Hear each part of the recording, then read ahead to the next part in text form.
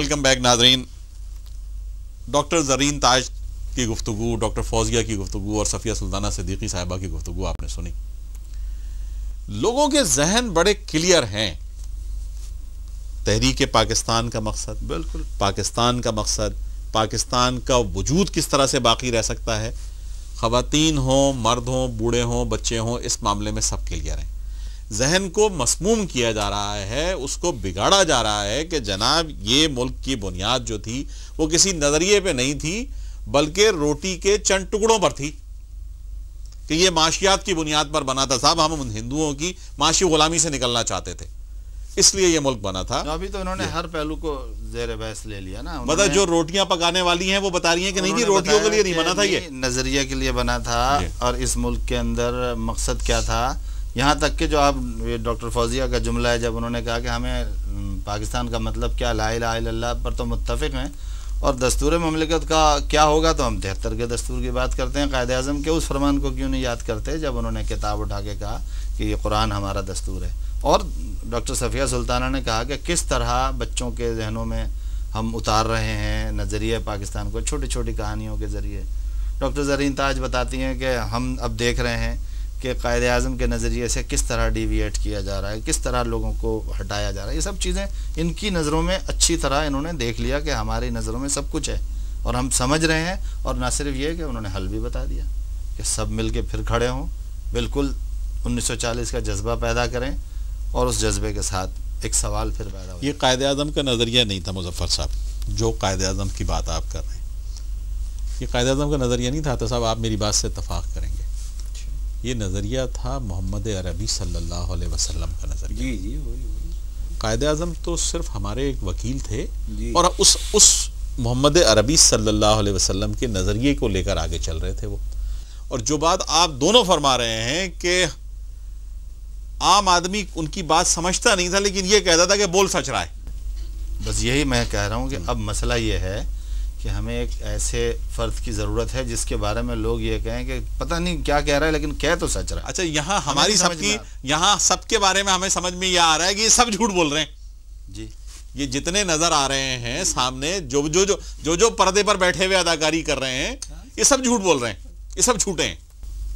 ٹھیک ہے نا. وہ جو شکیل صاحب کہا نہیں کسی نے کہ بلکہ علامہ نے شاید کہا ہے کہ خاص ہے ترکیب میں قوم رسول ہاشمی. جی جی جی قوم. تو یہ قوم جو ہے بڑی وہی ہے، بس اس کا راستے میں اس کا راستہ کھوٹا کرنے کے لیے یہ درمیان میں آ جاتے ہیں شبدہ باز، جادوگر، مگر یہ نہیں کر پاتے.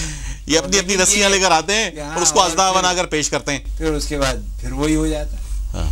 اور یہ تو جب یہ ترکیب ایک مرتبہ پھر مرکب بن کر قوم رسول ہاشمی بنتی ہے تو یہ سارے اجدہے رسی بن کر ختم ہو جاتے ہیں. دیکھیے منٹوں اور لمحوں کے کام ہوتے ہیں. کیا ہو رہا ہے، نظام تعلیم جو ہے کسی بھی قوم کا یہ ایک بنیادی وہ ہوتا ہے. نظام تعلیم اور زبان کیا ہوگی تعلیم کی، یہ بنیادی چیزیں ہیں جو قومیں ہمیشہ اپنے شروع میں طے کر لیتی ہیں. ہمیں یہ طے بھی نہیں کرنے دیا جاتا ہے اور اس میں مختلف قسم کے کبھی ایڈ آ جاتی ہے عالمی بینک کی، کبھی امریکہ سے، کبھی یونیسیف آ جاتا ہے، کبھی کوئی آ جاتا ہے، کبھی وہ کہتا ہے یہ آپ اپنے اس نصاب سے قرآنی آیات کو نکال دیں. نہیں لیکن دیکھیں تھوڑا سا فرق ہے کہ پاکستان کے قیام کے بعد رخ متعین تھا. یہ ساری چیزیں طے تھیں کس رخ پہ جانا ہے. یہ یونیسیف اور آغا خان بورڈ یا جن چیزوں کا آپ ذکر کر رہے ہیں پرانی آیات، یہ تو 50-60 سال کے بعد آنا شروع ہوئے مسائل. ہمیں وہاں سے راستے ہمارے روکے گئے ہیں، کھوٹے کیے گئے ہیں. یہ چیزیں تو بہت بعد میں آئی ہیں نا کہ امداد لے لی جائے اور تعلیمی نظام کو ختم کر دیا جائے. ہاں کچھ لوگ ضرور موجود تھے جو اس وقت پاکستان بننے کے وقت ان کی زبانیں نہیں تھی، اب زبانیں ان کو نظر آ رہا تھا کہ اگر آپ کا نظریہ مضبوط، میں یہ سمجھتا ہوں قدر کلانی آپ کی ہوتی ہے، پہلا آپ کے نظریہ آپ کے ذہنوں میں راسخ تھا. اس نسل کو یہ پتا تھا کہ جناب یہ اسی مقصد کے لیے بنا ہے یہ ملک اور یہ اسی مقصد کے تحت قائم رہ سکتا ہے. جیسے جیسے ذہنوں کو مسموم کیا جاتا رہا، وقت گزرتا گیا، وہ نسل اللہ کو پیاری ہو گئی. جو دوسری نسل آئی اس کو مزید ڈالرز کے ذریعے اور امداد کے ذریعے اور ایڈ کے ذریعے اس کو بھی ذہنوں کو مسموم کیا گیا وہ نظریہ آہستہ آہستہ کمزور کرنے کی کوشش کی جاتی رہی. اور اسی لیے آج ہم جو ہے وہ کبھی ہم چل پڑھا کے پیچھے چل جاتے ہیں, کوئی بھی بھانڈ میراثی اٹھتا ہے وہ ہمارے لیے طرح طرح کے حل سوچنے لگتا ہے, ہمارے لیے طرح طرح کے علاج سوچنے لگتا ہے, اور ہم اس کو یہ کہتے ہیں کہ بھائی چل پڑھا. مطلب یہ کون سی زبان ہے چل پڑھا یار؟ مظفر صاحب یہ تو بتائیے مجھے.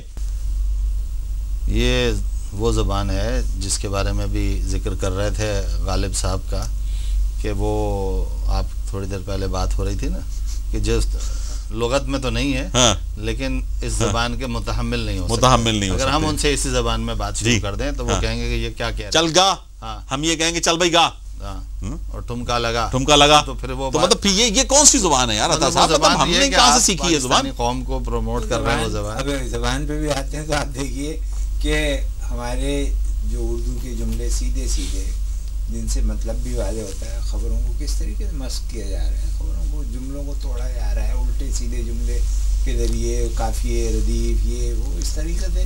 تو پورا ایک نظام کو تل پھٹ کر کے جو چیزیں متعین ہیں ان چیزوں کو برباد کیا جا رہا ہے. آپ نے کچھ اور بھی دکھانے کا وعدہ کیا تھا ہم سے کہ جناب کچھ اور دکھانے کا نہیں وعدہ کیا تھا, بلکہ میں یہ کہہ رہا تھا کہ ابھی ہم جو بات کر رہے ہیں نا یہ کہاں خرابی ہو رہی ہے. جی جی, جو لوگ ذہنوں کی آبیاری کر رہے ہیں, جو لوگ ذہن بنا رہے ہیں, ہم نے اس حوالے سے سوچا کہ شیخ زاید اسلامک سینٹر کی ڈاکٹر جہاں آرا لطفی ان سے بات کریں.